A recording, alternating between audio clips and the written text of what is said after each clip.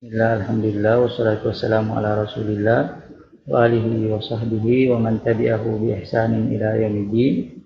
Subhanakallahumma la ilma lana illa ma 'allamtana innaka antal alimul hakim. Subhanakallahumma rabbi shrah li sadri wa yassir li amri wahlul 'uqdatam min lisani yafqahu qawli.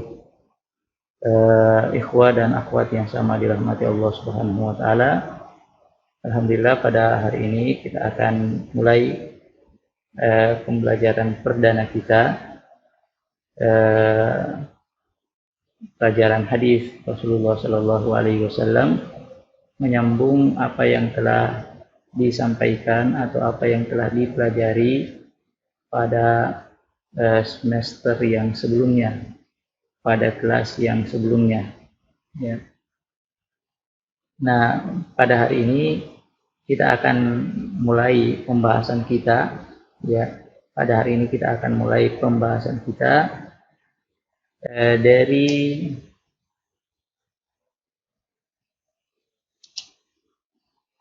tentang min nawaqibil wudu, ya, hal-hal atau diantara perkara yang membatalkan wudu. Nawaqid adalah jamak dari kata naqidun yang berarti pembatal. Min nawaqibil wudu, di antara pembatal-pembatal wudu. Wudu, ikhwah dan akhwat yang sama dirahmati Allah Subhanahu wa taala, sebagaimana ibadah-ibadah yang lainnya, memiliki beberapa hal yang kemudian bisa membatalkan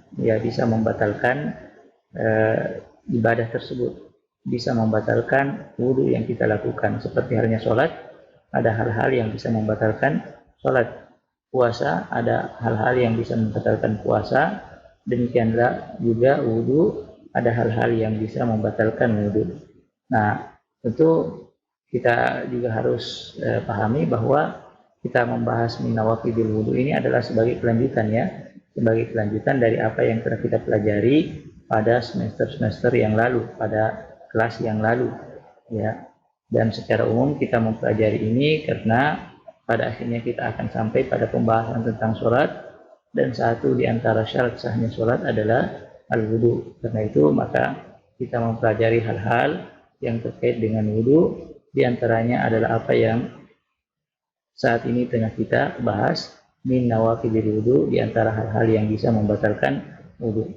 Nah, apa saja yang pembatal-pembatal wudu yang kemudian kita pelajari pada semester ini? Yang pertama adalah khurujul madhi, ya, khuruj al-madhi, keluarnya madhi. Kemudian yang kedua adalah khurujur rih, kemudian yang kedua adalah keluarnya angin, ya, atau kentut, ya. Kemudian yang ketiga adalah al-baul, atau kencing, dan juga akan kita pelajari tentang cara membersihkan atau cara mensucikan diri dari kencing, yang mengenai pakaian kita, atau yang mengenai tempat sholat kita, atau mengenai badan kita. Sawa'un min bauli sabi alladhi lam yatagadza siwa labanil au min ghairihi, baik air seni dari anak bayi laki-laki, ya, bayi laki-laki yang belum mengkonsumsi makanan selain ASI, atau dari yang selainnya. Karena nanti akan kita ketahui bahwa ada perbedaan antara bayi laki-laki yang belum mengkonsumsi makanan selain ASI dan antara yang selainnya. Ya, ada perbedaan cara menyikapi bagaimana ketika air seninya mengotori pakaian kita, mengotori badan kita, atau mengotori tempat sholat kita. Kita masuk pada pembahasan yang pertama, yaitu khuruj al-madhi. Berkenaan dengan ini, ya, maka ada hadis Nabi SAW yang menjelaskan tentang madhi ini, ya, dalam kaitannya dengan at-tahara, dalam kaitannya dengan at-tahara yang kita pelajari, atau dalam kaitannya dengan bab nawaqidul wudu yang tengah kita pelajari. Nah, sebelum melihat hadis tersebut, kita lihat dulu apa sih sebenarnya yang dimaksud dengan al-madhi. Al-madhi ta'rifun wa ma fihi minal ahkam. Al-madhi definisi dan hukum-hukum yang terkait dengannya. Ta'rif, definisi, wa ma fihi minal ahkam, dan apa-apa ya yang termuat di dalam persoalan ini dari hukum-hukum syarak, dari hukum-hukum agama. Ta'rifun, definisi, wa ma fihi minal ahkam, dan hukum-hukum yang terkait dengan al-madhi. ما هو المذي؟ المذي هو السائل الذي يخرج من الذكر عند هيجان الشهوة ويخرج بلا دفق ولا لذة. هذا هو المذي. المذي السائل, cairan, alladhi yakhruju minaz zakar, yang keluar dari kemaluan orang, inda haijani syahwa, ketika syahwat, ya, ketika syahwatnya naik atau memuncak, ya, wa yakhruju bila dafqin wala lazzah, dan dia keluar bila dafqin, tidak dengan memancar, wala lazzah, dan tidak diiringi dengan perasaan enak, ya, tidak diiringi dengan perasaan enak. Nah, inilah yang dimaksud dengan al-madhi, ya. Mengetahui definisi ini tentu sangat penting untuk membedakan al-madhi dengan cairan-cairan lain yang semisal dengan itu, ya, yang semisal dengan itu atau yang keluar dari tempat keluar yang sama, ya. Nah, dalam definisi ini kita mengatakan al-madhi huwa sa'il alladhi yakhruju minaz zakar, ya, cairan yang keluar dari kemaluan seseorang. Nah, cairan yang keluar dari kemaluan seseorang itu ada beberapa. Ada yang diistilahkan dengan sebutan madhi, ada yang diistilahkan dengan sebutan mani, ada juga air seni. Nah, kalau kita cukupkan definisi ini sampai di sini, maka kita tidak bisa membedakan nih, yang mana yang madhi, yang mana yang mani, yang mana air seni, dan yang mana al-wadi. Nanti akan kita jelaskan, ya. Nah, karena itu perlu tambahan penjelasan. Dijelaskanlah inda haijani syahwah, ketika syahwat seseorang memuncak, ya. Nah, cairan yang keluar dari kemaluan seorang ketika syahwatnya memuncak itu ada dua, ada madhi dan ada mani. Belum bisa lagi dipetakan, belum bisa lagi dibedakan dengan hanya menyebutkan batasan tersebut. Karena itu kita perlu penjelasan tambahan untuk membedakan, sekali lagi, membedakan antara madhi dan mani. Kemudian kan wa yakhruju bila dafqin wala lazzah, air tersebut keluar tidak dengan memancar, wala lazzah, dan tidak diiringi dengan perasaan nikmat, ya. Nah, dari potongan terakhir itu terdeteksilah, ya, menjadi jelaslah bagi kita yang mana yang dimaksud dengan madhi dan yang mana yang dimaksud dengan mani. Kalau mani tentu yang mengatakan wa yakhruju bidafqin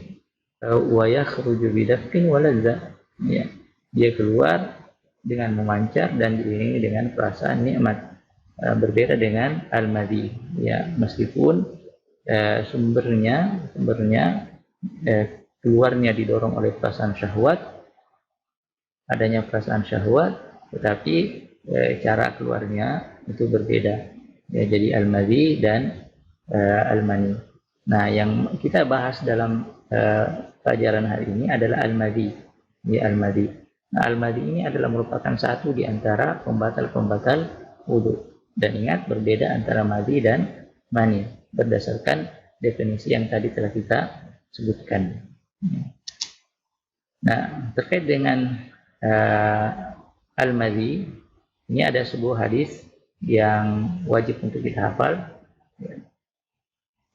Hadis Ali radhiyallahu taala anhu. Ana bacakan, kemudian ana setelah itu akan terjemahkan. An Ali bin Abi Thalib radhiyallahu anhu qala kuntu rajulan mazza'an fastahyaitu an as'ala Rasulullah sallallahu alaihi wasallam limakan ibnatihi minni Fa amartul Miqdad ibn al-Aswadi. Fa amartul Miqdad ibna, ya, afwan ini salah. Fa amartul Miqdad ibn al-Aswadi fa sa'alahu fa qala yaksilu dzakarahu wa yatawadda. Ya, an Ali bin Abi Thalib radhiyallahu taala anhu qala, dari Ali bin Abi Thalib radhiyallahu taala anhu, beliau berkata, kuntu rajulan mazza'an. Beliau mengatakan, saya ini adalah seorang laki-laki yang sering keluar madhi, kata beliau. Ya. Fastahyaitu an as'ala Rasulullah sallallahu alaihi wasallam. Ya, karena madhi ini ada kemiripan dengan mani, maka kata Ali radhiyallahu taala anhu, hal tersebut membuat bertanya-tanya bagaimana hukumnya. Ya. Bagaimana hukumnya? Apakah hukumnya itu sama dengan mani atau berbeda? Maka beliau ingin menanyakan hukum cairan yang keluar tadi, madhi yang keluar tadi, kepada Nabi SAW, tetapi beliau malu. Ya, sehingga beliau nyatakan di dalam hadis ini, fastahyaitu an as'ala Rasulullah sallallahu alaihi wasallam. Saya malu untuk bertanya langsung kepada Nabi SAW. Mengapa? Limakani binatihi minni, karena anak beliau, putri beliau adalah istri saya, yang membuat saya malu untuk langsung bertanya kepada Rasulullah Shallallahu Alaihi Wasallam. Tetapi malu beliau ini tidak lantas menghalangi beliau untuk mengetahui hukum-hukum agama. Ya, apa yang beliau lakukan? Beliau mengatakan, fa amartul Miqdad ibn al-Aswadi. Saya pun meminta tolong kepada Al-Miqdad ibn al-Aswad, fasa'alahu, untuk menanyakan hal tersebut. Maka Miqdad ibn al-Aswad menanyakan hal itu kepada Rasulullah sallallahu alaihi wasallam. Faqala, maka saat itu Rasulullah sallallahu alaihi wasallam bersabda, yaksilu dzakarahu wa yatawadda, hendaknya dia mencuci kemaluannya dan setelah itu berwudu. Ya, hendaknya dia mencuci kemaluannya dan setelah itu berwudu. Maka dari hadis ini, ikhwah dan akhwat yang sama dirahmati Allah Subhanahu wa taala, kita mengambil beberapa kesimpulan, ya. Di antaranya adalah al-madhi najisun, ya. Al-madhi najisun. Kita menyatakan bahwa madhi itu najis. Dari mana kita mengambil kesimpulan ini? Dari adanya perintah untuk mencuci kemaluan, ya. Dan tentunya mencuci tempat yang dikenai oleh yang terkena cairan tersebut, ya, sebagai syarat untuk wudu dan kemudian melaksanakan sholat. Nah, dari situ kita mengambil kesimpulan kalau begitu al-madhi itu adalah najis. Kemudian kesimpulan yang kedua, man yakhruju minhul madhi muhdis. Ya. Man yakhruju minhul madhi muhdisun. Orang yang keluar madhi dinyatakan sebagai seorang yang berhadas. Karena itu maka dia diperintahkan untuk berwudu. Nah, berhadas kecil atau berhadas besar? Muhdisun hadatan asghar. Dia dinyatakan berhadas kecil. Mengapa? Karena setelahnya dia diperintahkan untuk berwudu dan tidak diperintahkan untuk mandi. Lantas apa yang menjadi kewajibannya? Ya, sebagaimana yang tadi telah kita sebutkan, karena madhi itu adalah najis, maka yang menjadi kewajibannya adalah yajibu ghuslu ma usiba bihi wa ghuslu makhraji khurujihi. Ya, maka dia berkewajiban untuk mencuci bagian yang terkena cairan tersebut. Yajibu ghuslu ma usiba bihi wa yajibu ghuslu makhraj khurujihi. Demikian juga wajib untuk mencuci tempat keluarnya, ya. Nah, karena dia dinyatakan berhadas, orang yang keluar madhi ini dinyatakan berhadas, maka apa yang menjadi kewajibannya? Yang menjadi kewajibannya adalah yajibu alaihi wudu, wajib baginya untuk berwudu. Nah, inilah beberapa hal yang terkait dengan al-madhi. Ya, al-madhi ta'rifun wa ma fihi minal ahkam, atau ta'rifuhu wa ma fihi minal ahkam. Nah, ini an-naqidul awwal min nawaqidil wudu. Ini adalah pembatal pertama di antara pembatal-pembatal wudu yang kita pelajari pada kesempatan kali ini.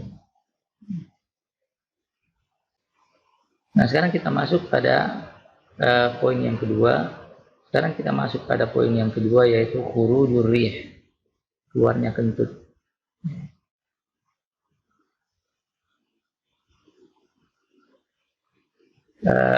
Sebelum kita masuk pada pembahasan itu, poin yang juga menjadi yang dapat kita petik juga dari hadis Al-Miqdad Ibn Al-Aswad tadi, atau hadis Ali bin Abi Thalib radhiyallahu taala anhu tadi, bahwasanya malu itu secara umum adalah sifat yang terpuji di dalam Islam, ya. Banyak keterangan yang menunjukkan hal tersebut. Al-haya'u minal iman, kata Nabi alaihi salatu wasalam, malu itu adalah bagian daripada iman. Kemudian Rasulullah sallallahu alaihi wasallam bersabda, "Idza lam tastahi fasna ma syi'ta." Apabila kalian tidak malu, maka lakukan aja apa yang kalian kehendaki. Tetapi malu yang dimaksud dalam hadis-hadis tersebut, dan itu nampak pada potongan yang kedua, pada hadis yang kedua yang tadi kita sebutkan, adalah malu yang sifatnya positif. Ya, malu yang menyebabkan seorang tergerak untuk melakukan hal-hal yang baik, bukan malu yang kemudian mendorongnya atau menjerumuskannya ke dalam hal-hal yang tidak baik, ke dalam hal-hal yang negatif. Nah, malu ini tidaklah di antara malu yang negatif adalah malu untuk kebaikan. Ya, malu untuk bertanya pada hal-hal yang penting, pada hal-hal yang bermanfaat, terlebih pada hal-hal yang berkenaan dengan urusan-urusan agama. Karena itu maka Ali bin Abi Thalib radhiyallahu taala anhu dalam hadis ini, meskipun beliau malu, tetapi malu beliau itu tidaklah menghalangi beliau untuk mempelajari hukum-hukum agama. Demikianlah juga kita seluruhnya hendaknya kita memposisikan sifat ini pada posisi yang sebenarnya. Jangan kemudian kita malu untuk bertanya, jangan kita malu untuk melakukan hal-hal yang positif, karena hal-hal yang positif tersebut bukanlah merupakan hal yang sepatutnya seorang muslim merasa malu untuk mengerjakannya, tetapi sebaliknya hal-hal yang positif tersebut hendaknya berusaha untuk dia kejar, berusaha untuk bisa dia lakukan, ya, karena Allah Subhanahu wa taala berfirman, wa fi dzalika falyatanafasil mutanafisun. Pada hal-hal yang positif maka hendaknya orang-orang bersegera, berlomba-lomba untuk mendapatkannya. Demikian juga Allah Subhanahu wa taala berfirman, fastabiqul khairat, berlomba-lombalah di dalam kebaikan. Karena itu tidak ada malu, tidak ada peristilahan malu di dalam hal yang berhubungan dengan kebaikan, ya, yang tertuju pada diri kita, demikian juga tertuju pada yang selain kita. Rasulullah Shallallahu Alaihi Wasallam bersabda, ihris ala ma yanfa'uka wasta'in billahi wa la ta'jaz.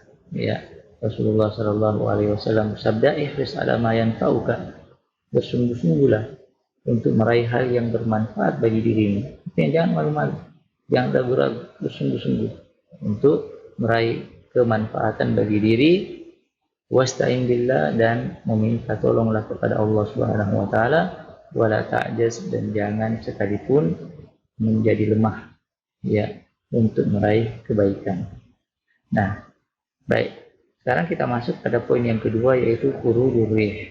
Ya, khuruj ar-rih, keluarnya kentut atau angin, ya. Khurujur rih. Nah, khurujur rih ini adalah satu di antara pembatal-pembatal wudu. Dan ini telah disepakati oleh para ulama kita. Nah, di antara hadis yang berkenaan dengan itu adalah hadis Abbad bin Tamim. Ya, ana bacakan, kemudian setelah itu kita akan terjemahkan. An Abbad bin Tamim an Abdullah bin Zaid bin Asim al-Mazini qala syukiya ila Nabi sallallahu alaihi wasallam ar-rajulu yukhayyalu ilaihi annahu yajidu syai'a fi sholati faqala la yansarif hatta yasma'a sautan aw yajida rihan.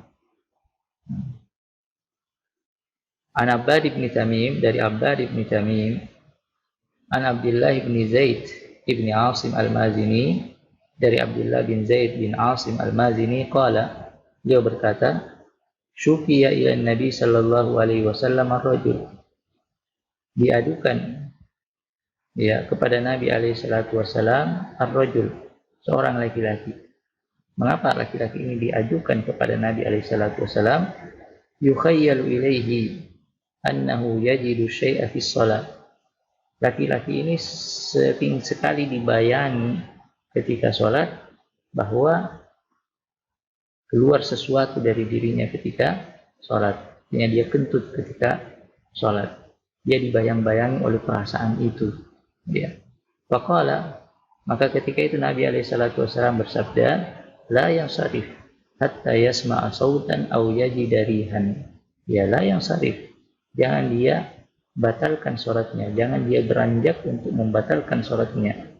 Hatta yasma'a sautan, hingga dia mendengarkan suaranya, suara kentut tersebut, au yajida rihan, atau dia mencium baunya. Nah, inilah aturan dasar yang disampaikan oleh Nabi SAW terhadap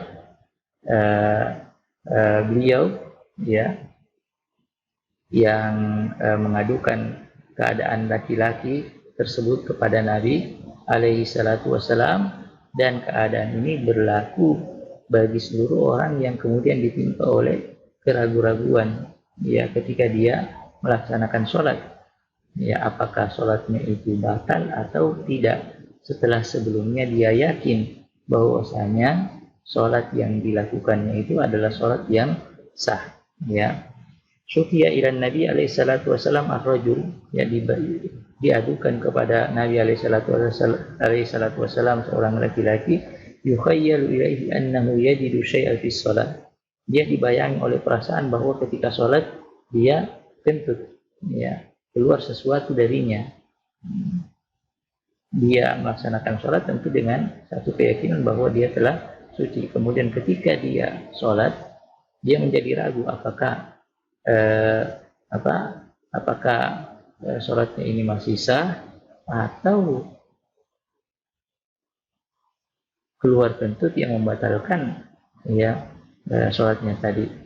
Nah, faqala la yansarif, maka Nabi SAW mengatakan la yansarif, ya jangan dia beranjak untuk membatalkan sholatnya karena keraguan tadi, ya karena keraguan tadi.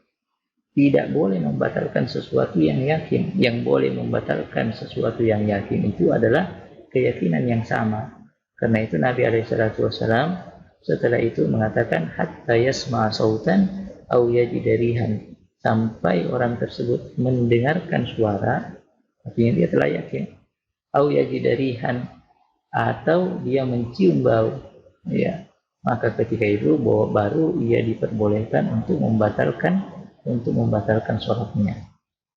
Baik. Nah, di antara pelajaran yang bisa kita dapatkan dari hadis ini adalah yang pertama, idza tayaqqana asy-syakhsu min khurujir rih yajibu alaihi al-wudu litasihha salatuhu hatta walau kana la yasma'u wa la yashum walakinnahu tayaqqana bi ghairi hadaini at-tariqaini intaqada wudu'uhu. Ya, jadi yang pertama adalah idza tayaqqana asy-syakhsu, apabila seorang yakin, min khurujir rih, keluarnya kentut, yajibu alaihi wudu, maka ketika itu wajib bagi dia untuk wudu. Tapi ingat, apabila dia yakin, ya. Nah, itu judul besarnya tuh, yakin. Maka ketika dia yakin bahwasanya sholatnya itu telah batal karena keluarnya kentut tadi, maka dia wajib untuk berwudu litasihha salatuhu, agar sholat yang dia lakukan itu sah. Hatta walau kana la yasma'u wa la yashum, meskipun dia tidak mendengar dan tidak mencium, tetapi dia yakin.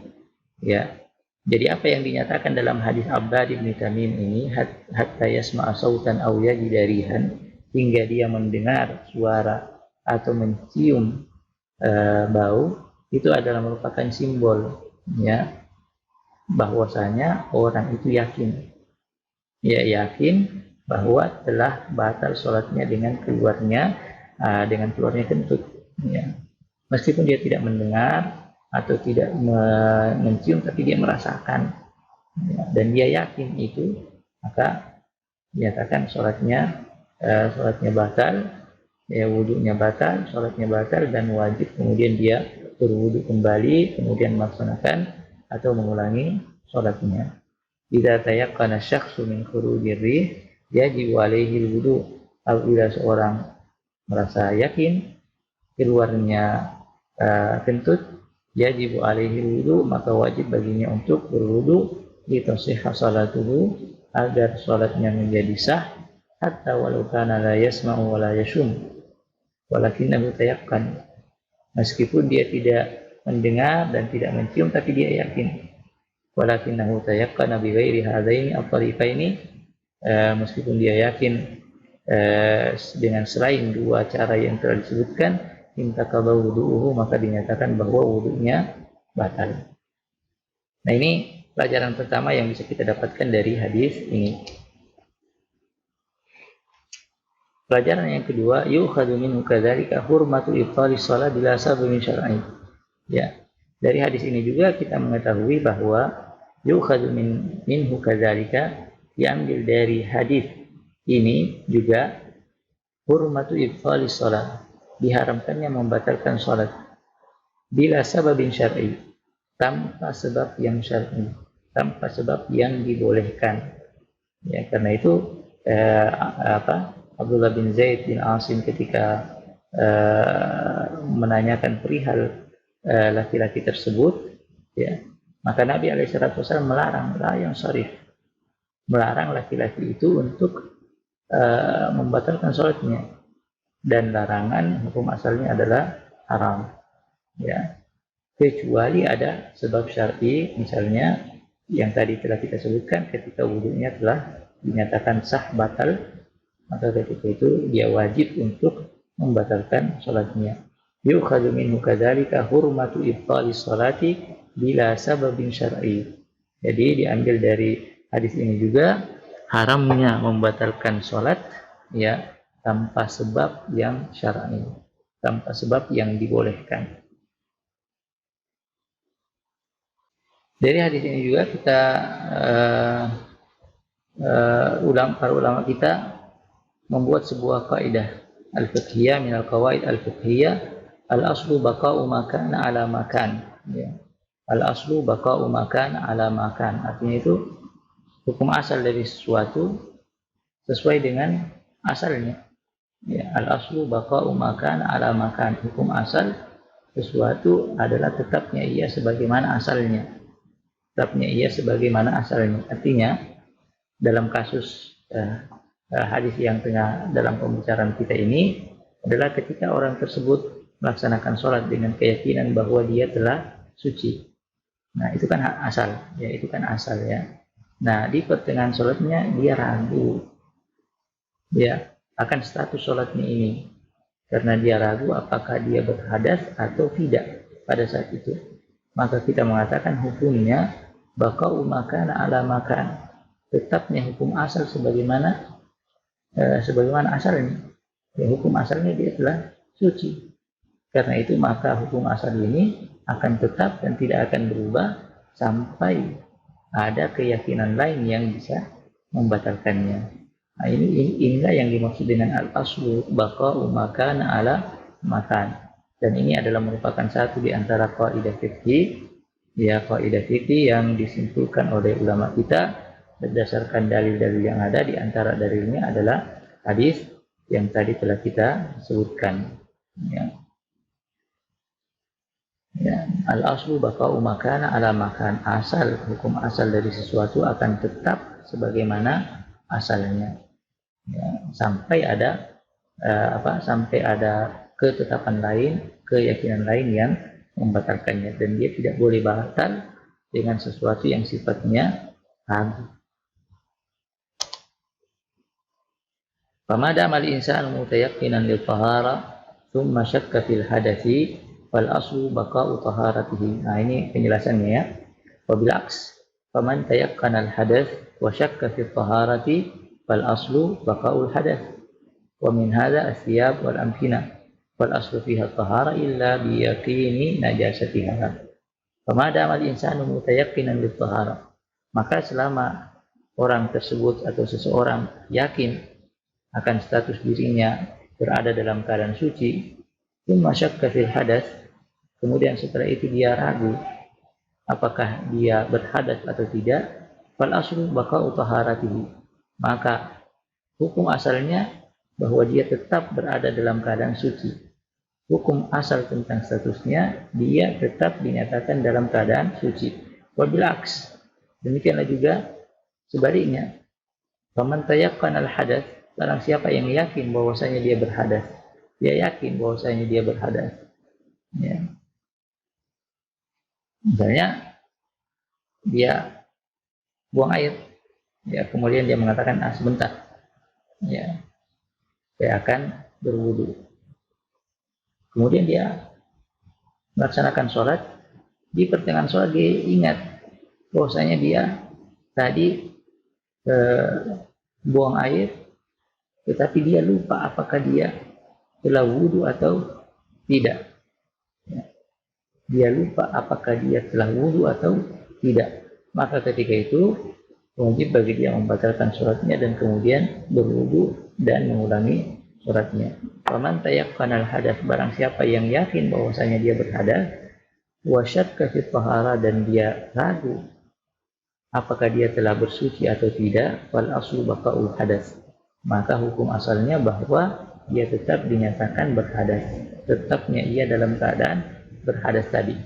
Wa min hadza asyab wal amkina, demikian juga kita nyatakan pada pakaian dan tempat kita melaksanakan sholat, ya, apakah dia bernajis atau tidak. Ketika kita meyakini bahwasanya pakaian kita ini suci, kemudian di pertengahan sholat kita ragu tadi pakaian anak terkena najis atau tidak, ya, maka kita mengatakan bahwa al aslu baqa'u makana ala makan, pakaian itu tetap dinyatakan seperti statusnya saat dinyatakan seperti awal, yaitu dalam keadaan suci. Tetapi sebaliknya, jika kita suatu ketika menggendong adik kita, kemudian adik kita kencing, ya, dan kencingnya mengenai pakaian kita, kemudian kita mengatakan sebentar, ya, insya Allah sebentar saya akan bersihkan. Nah, kita lupa dan kita melaksanakan sholat. Di pertengahan sholat kita baru ingat, nah, tadi pakaian yang saya pakai ini, pakaian yang saya kenakan ini sudah terkena najis. Tapi apakah saya sudah mencucinya atau tidak, dia ragu. Ya, dia ragu, maka ketika itu kita menyatakan status daripada pakaian itu dinyatakan sama dengan keyakinan awalnya, yaitu dinyatakan bernajis. Olehnya itu maka dia wajib untuk kemudian membatalkan sholatnya dan kemudian membersihkan pakaiannya, baru kemudian melaksanakan sholat. Wa min hadza asyab wal amkina fal aslu fiha at-tahara illa bi yaqini najasatiha. Maka demikianlah juga pakaian dan tempat yang kita sholat, pada tempat tersebut pakaian yang kita gunakan untuk sholat dan tempat yang kita gunakan untuk melaksanakan sholat, fal aslu fiha at-tahara, asalnya adalah suci tentunya, illa biyaqini najasatiha, kecuali kita yakin bahwasanya dia telah terkena najis. Nah, demikianlah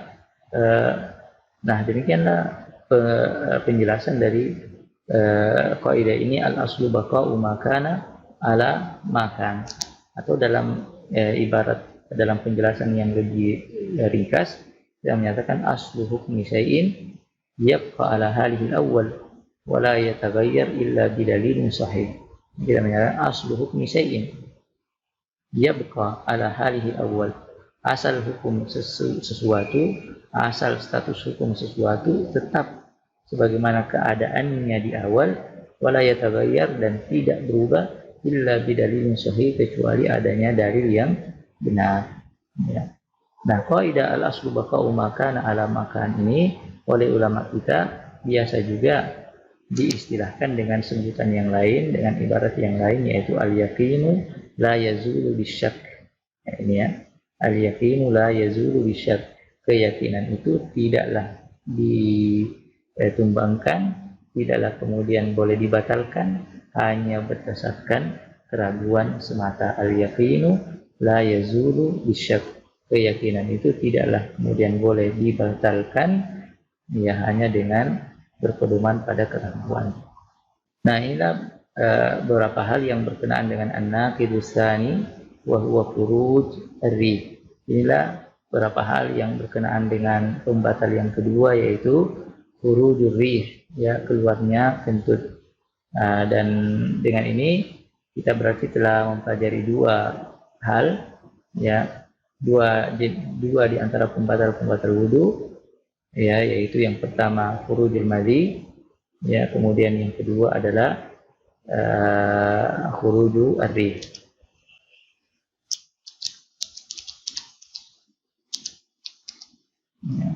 Yang pertama, yang kedua ini hadis ini juga adalah hadis yang wajib untuk kita hafal, ya, hadis Abbad bin Tamim. Ya, hadis Abbad bin Tamim adalah hadis yang wajib kita hafal berkenaan dengan poin yang kedua, pembatal yang kedua, yaitu khurujur rih. Kemudian hadis yang pertama juga wajib kita hafal, yaitu hadis Ali bin Abi Thalib berkenaan dengan an-naqid al-awwal wa huwa khuruj al-madhi. Ikhwah dan akhwat yang sama dirahmati Allah Subhanahu wa taala, saya kira cukup, ya, apa yang bisa kita pelajari pada kesempatan kali ini. Mudah-mudahan apa yang tadi telah kita jelaskan sudah bisa dipahami dengan baik, dan insya Allah kita akan lanjutkan pada pertemuan yang selanjutnya. Saya tutup, subhanakallahumma wa bihamdika asyhadu an la ilaha illa anta astaghfiruka wa atubu ilaik. Wa sallallahu ala Muhammadin wa alihi wa sahbihi wa sallam. Wa akhiru da'wana alhamdulillahi rabbil alamin. Assalamualaikum warahmatullahi wabarakatuh.